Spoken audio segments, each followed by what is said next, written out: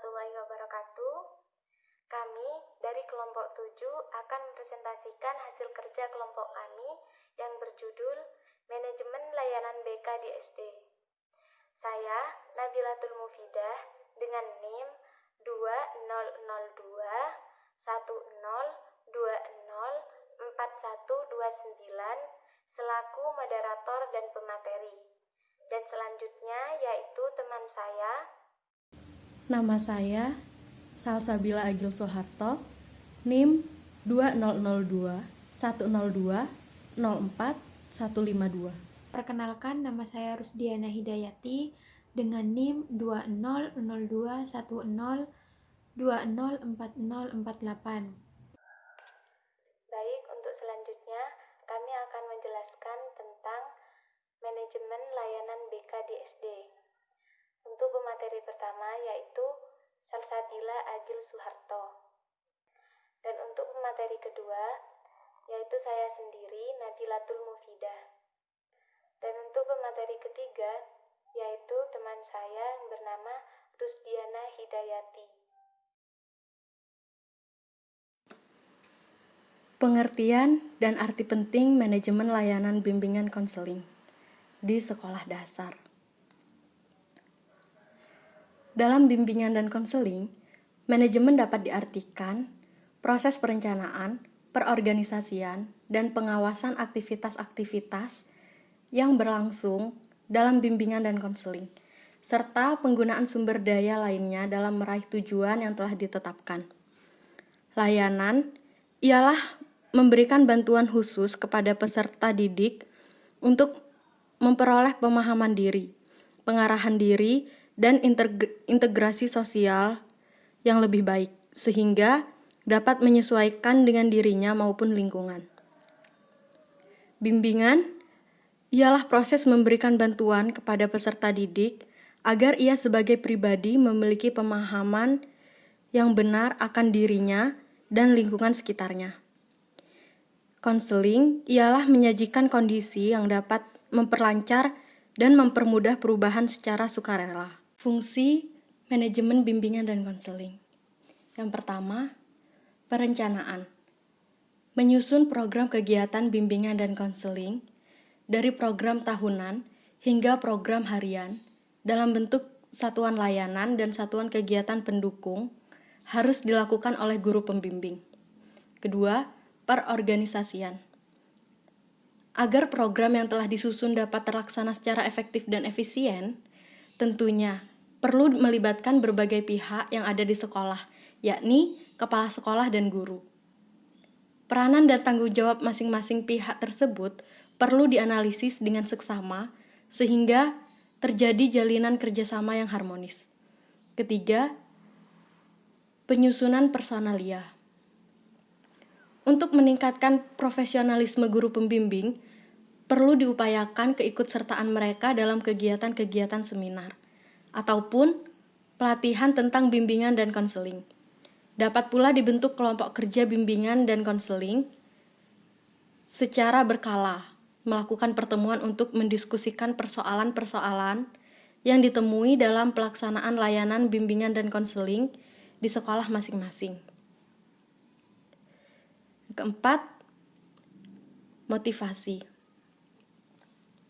Melakukan upaya-upaya peningkatan motivasi kerja guru pembimbing melalui pemberian penghargaan, insentif, dan sebagainya. Kelima, pengawasan. Melakukan evaluasi terhadap penyelenggaraan layanan bimbingan dan konseling, melakukan analisis terhadap hasil evaluasi, serta melakukan tindak lanjut terhadap hasil analisis dan evaluasi. Tujuan manajemen bimbingan dan konseling. Pertama, memiliki sikap dan kebiasaan belajar positif. Maka, kita dapat membentuk perilaku yang produktif. Kedua, memiliki motivasi yang tinggi untuk belajar sepanjang hidup, sehingga kita termotivasi untuk mencapai tujuan hidup kita. Ketiga, memiliki keterampilan belajar yang efektif, agar kita dapat memanfaatkan waktu dengan baik. Keempat, memiliki keterampilan untuk menetapkan tujuan dan perencanaan pendidikan, sehingga kita memiliki pendirian yang kuat. Yang kelima, mempunyai kesiapan dan mampu untuk menghadapi ujian, sehingga kita dapat membangun mental kita agar siap menghadapi ujian. Prinsip-prinsip manajemen bimbingan dan konseling, yaitu yang pertama, efisien dan efektif. Artinya, kesesuaian hasil layanan dengan tujuan yang dicapai dari layanan bimbingan dan konseling dengan memanfaatkan fasilitas yang ada secara optimal. Yang kedua, kepemimpinan yang efektif. Artinya, kepala sekolah perlu bersikap bijaksana dalam mengambil keputusan dan mampu berkoordinasi dengan personil sekolah secara baik. Yang ketiga, kerjasama. Artinya, adanya hubungan kerjasama yang baik antar personil sekolah. Yang keempat, pengelolaan manajemen. Sistematika manajemen dari mulai perencanaan, pengorganisasian, pengarahan, dan evaluasi. Struktur organisasi layanan BK di sekolah dasar. Adapun strukturnya sebagaimana dicantumkan dalam PPT tersebut. Yang menempati urutan pertama yaitu Kandebdiknas. Kandebdiknas di sini bertugas melakukan pengawasan dan pembinaan terhadap penyelenggaraan pelayanan bimbingan dan konseling di sekolah. Dalam hal ini, pengawaslah yang menjadi petugas dari Kandebdiknas. Dan yang kedua yaitu kepala sekolah. Kepala sekolah di sini bertugas sebagai penanggung jawab pendidikan pada satuan pendidikan secara keseluruhan, termasuk penanggung jawab dalam membuat kebijakan pelaksanaan pelayanan bimbingan dan konseling. Yang ketiga yaitu tata usaha. Tata usaha yang dimaksud di sini yaitu pembantu kepala sekolah dalam penyelenggaraan administrasi dan ketatausahaan. Dan selanjutnya yaitu komite sekolah. Komite sekolah adalah organisasi yang terdiri dari unsur sekolah, orang tua dan tokoh masyarakat yang berperan membantu penyelenggaraan satuan pendidikan yang bersangkutan. Selanjutnya yaitu guru. Guru berperan sebagai pelaksana pengajaran dan praktik atau latihan. Yang keenam yaitu koordinator bimbingan dan konseling. Koordinator bimbingan dan konseling ini berperan sebagai pelaksana utama pelayanan bimbingan dan konseling. Biasanya koordinator bimbingan dan konseling ini bekerja sama dengan guru pembimbing atau konselor sekolah. Yang ketujuh yaitu wali kelas. Wali kelas di sini yaitu guru yang ditugasi secara khusus untuk mengurusi pembinaan dan administrasi, seperti nilai raport, kenaikan kelas, dan kehadiran siswa. Dan yang terakhir yaitu ada siswa. Siswa di sini adalah peserta didik yang menerima pelayanan pengajaran, praktik atau latihan, dan bimbingan di SLTP, SMA, maupun SMK. Selanjutnya yaitu tahap-tahap manajemen layanan BK di sekolah dasar. Yang pertama yaitu perencanaan program bimbingan dan konseling. Agar tercapai program perencanaan bimbingan dan konseling yang efektif dan efisien, maka ada beberapa hal yang harus dilakukan, yaitu yang pertama menganalisis kebutuhan siswa, yang kedua penentuan tujuan BK, yang ketiga menganalisis situasi sekolah, yang keempat penentuan jenis kegiatan yang akan dilaksanakan, yang kelima penetapan metode pelaksanaan kegiatan, yang keenam penetapan personel kegiatan, yang ketujuh persiapan fasilitas dan biaya kegiatan, dan yang terakhir yaitu perkiraan tentang hambatan kegiatan dan antisipasinya. Untuk tahap selanjutnya yaitu tahap pelaksanaan dan pengarahan program BK di sekolah. Sebagai satuan pendidikan, perlu merancang program bimbingan dan konseling sebagai integral dari program sekolah secara keseluruhan. Program inilah yang akan dijadikan acuan pelaksanaan layanan bimbingan dan konseling di sekolah tersebut. Terdapat 2 jenis program yang perlu dirancang dan diprogramkan. Di antaranya yaitu 1. Program tahunan sebagai program sekolah. Program tahunan ini dijabarkan menurut alokasi waktu setiap semester. Yang kedua yaitu program bulanan bahkan program mingguan. Penyusunan program pada masing-masing bidang pelayanan bimbingan dan konseling ini hendaknya disesuaikan dengan karakteristik satuan pendidikan atau jenis dan jenjang sekolah. Agar pelaksanaan program kegiatan manajemen bimbingan dan konseling ini sesuai dengan tujuan yang diinginkan, maka diperlukan pengarahan agar terjadi suatu tata kerja yang diwarnai oleh koordinasi dan komunikasi yang efektif di antara staf bimbingan dan konseling. Tahap yang ketiga yaitu tahap evaluasi pelaksanaan program bimbingan dan konseling. Evaluasi pelaksanaan program bimbingan dan konseling merupakan upaya menilai efisiensi dan efektivitas manajemen bimbingan dan konseling di sekolah pada khususnya dan program bimbingan dan konseling yang dikelola oleh staf bimbingan dan konseling pada umumnya. Tujuan evaluasi pelaksanaan program bimbingan dan konseling secara umum yaitu 1. Mengetahui kemajuan program bimbingan dan konseling atau subjek yang telah memanfaatkan layanan bimbingan dan konseling. Yang kedua, yaitu mengetahui tingkat efisiensi dan efektivitas strategi pelaksanaan program dalam kurun waktu tertentu. Sedangkan tujuan bimbingan dan konseling secara khusus diantaranya yaitu 1. Meneliti secara berkala hasil pelaksanaan program yang telah dicapai. 2. Memperoleh informasi tentang tingkat efektivitas dan efisiensi layanan bimbingan dan konseling yang ada. Yang ketiga, yaitu mengetahui jenis layanan yang sudah ataupun belum dilaksanakan dan jenis layanan yang memerlukan perbaikan atau pengembangan. Yang keempat, yaitu mengetahui tingkat partisipasi staf atau personel sekolah dalam menunjang keberhasilan pelaksanaan program.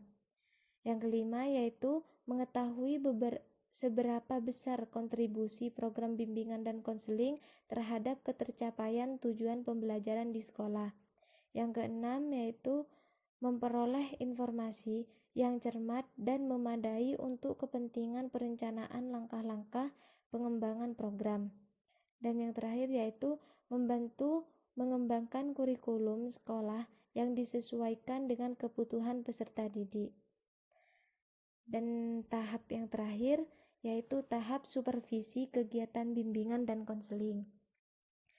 Manfaat dari pokok supervisi ini adalah untuk mengendalikan personel pelaksana bimbingan dan konseling, memantau kemungkinan adanya kendala yang muncul dan dihadapi oleh personil dalam pelaksanaan tugasnya, mencari jalan keluar terhadap hambatan dan permasalahan dalam pelaksanaan program agar tercapainya pelaksanaan yang lancar ke arah pencapaian tujuan bimbingan dan konseling di sekolah. Manfaat tersebut dikemukakan oleh Heru Mugiarso. Sarana dan prasarana bimbingan konseling. Dalam pelaksanaan bimbingan dan konseling, tentu saja dibutuhkan berbagai sarana dan prasarana. Apa itu sarana BK? Sarana BK merupakan alat yang sifatnya langsung membantu untuk mencapai tujuan kegiatan BK. Dalam artian, yang bersifat konkret seperti perabotan, alat elektronik, pengolah dan penyimpanan data klien, instrumen BK, dan lain-lain.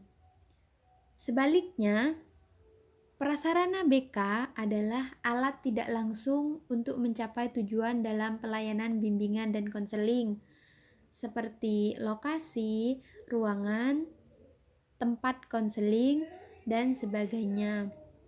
Apa saja yang termasuk dalam sarana BK?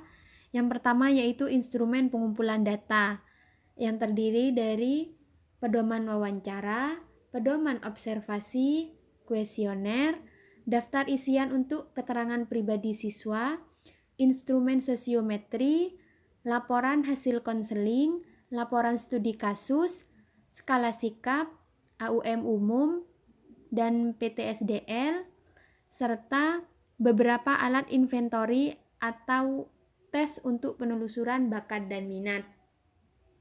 Yang kedua yaitu alat penyimpanan data yang berupa buku catatan, komputer, dan lain-lain. Dan yang ketiga yaitu perlengkapan teknis. Ialah alat atau media yang digunakan untuk keperluan layanan bimbingan dan konseling seperti buku paket bimbingan, rekaman tape recorder, video slide, dan sebagainya.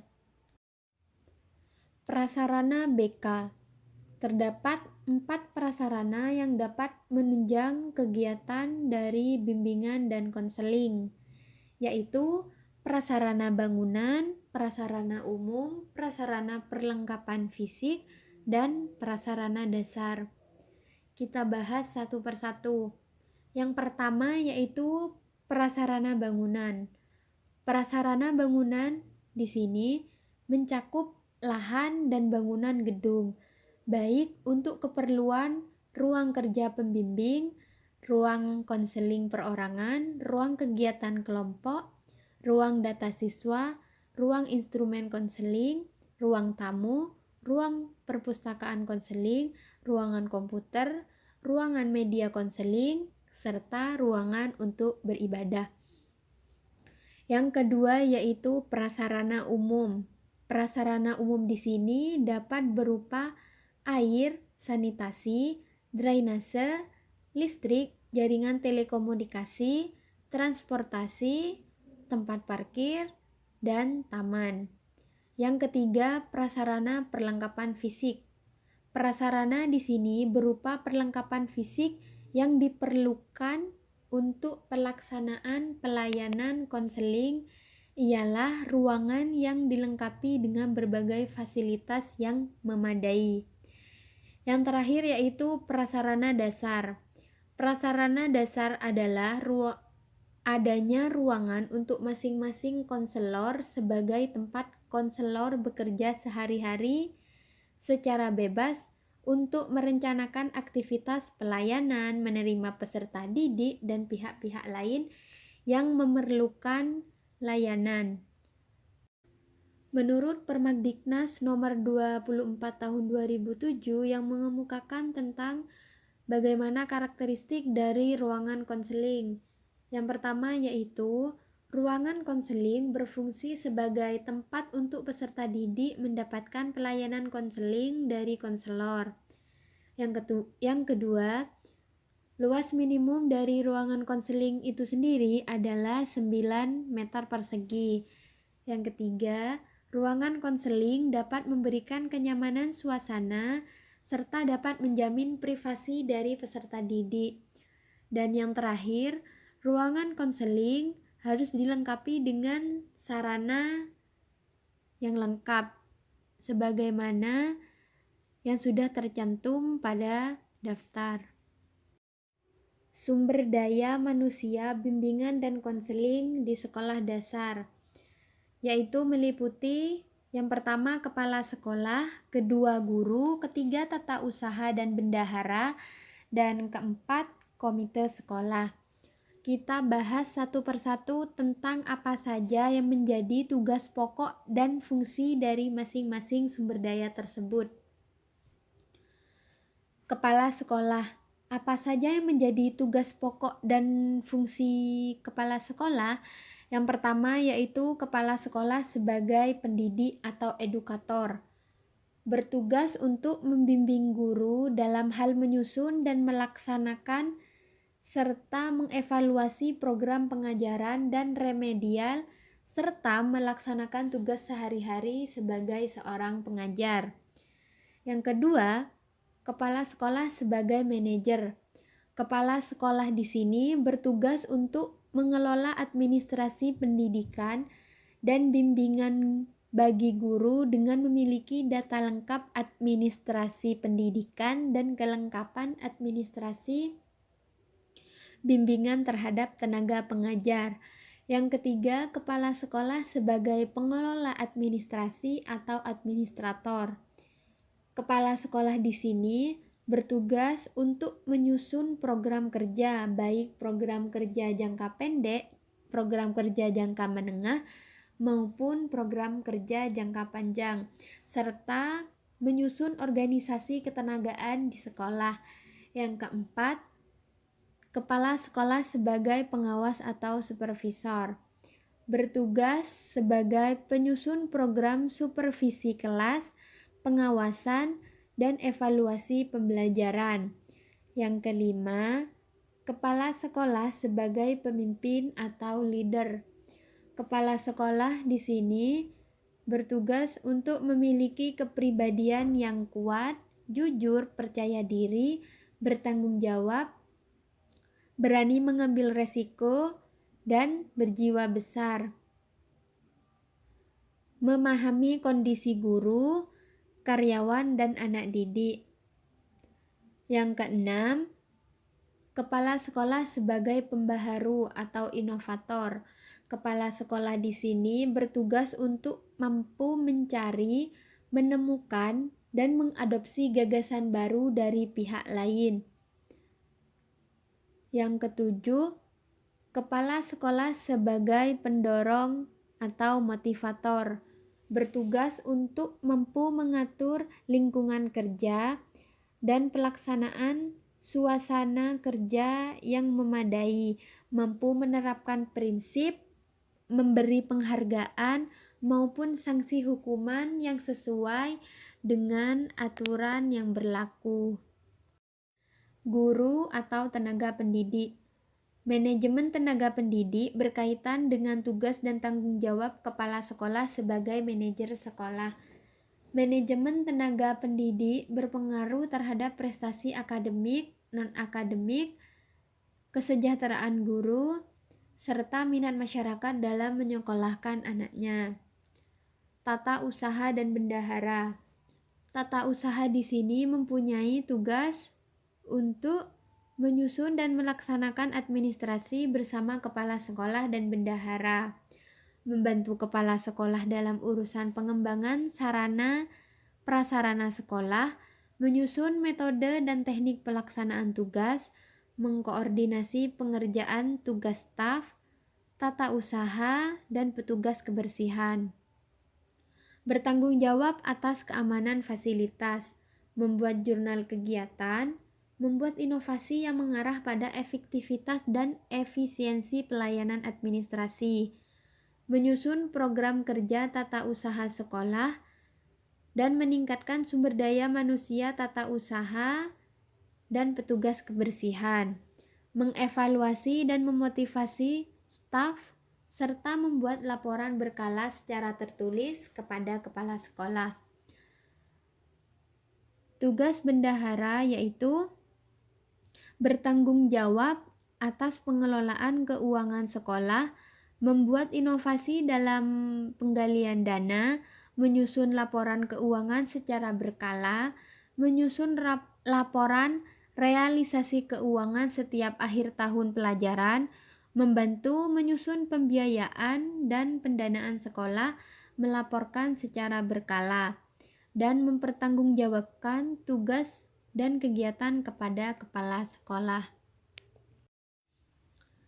Yang terakhir, komite sekolah. Adapun tugas-tugas dari komite sekolah meliputi yang pertama, komite sekolah sebagai pemberi pertimbangan. Komite sekolah berperan sebagai badan yang memberikan pertimbangan kepada sekolah atau yayasan. Sekolah dan yayasan pendidikan harus meminta pertimbangan dari komite sekolah dalam hal merumuskan kebijakan, program, dan kegiatan sekolah, termasuk juga dalam hal merumuskan visi misi dan tujuan sekolah. Yang kedua, komite sekolah sebagai pendukung. Menurut Sagala tahun 2009 nomor 258, fungsi pendukung komite sekolah salah satu di antaranya adalah memaksimalkan anggaran operasional sekolah yang bersumber dari APD bantuan masyarakat dan mendorong penggunaan anggaran yang bersumber dari bantuan BOS dengan mengimplementasikan program dan kegiatan yang tepat sasaran. Yang ketiga, pengontrol. Peran komite sekolah sebagai badan pengontrol yang berarti komite sekolah melakukan pengawasan terhadap kegiatan dan kebijakan yang ada di sekolah. Yang keempat, sebagai mediator. Komite sekolah berperan sebagai mediator antara sekolah dengan orang tua dan masyarakat. Keberadaan komite sekolah di lembaga pendidikan swasta akan menjadi tali pengikat ukhuwah antara sekolah dengan orang tua dan masyarakat. Dengan demikian diharapkan akan menjadi kunci keberhasilan upaya peningkatan pendidikan. Menurut Haryanto dan kawan-kawan, tahun 2008 nomor 83. Sekian presentasi dari kelompok kami. Apabila ada kesalahan, mohon maaf yang sebesar-besarnya. Assalamualaikum warahmatullahi wabarakatuh.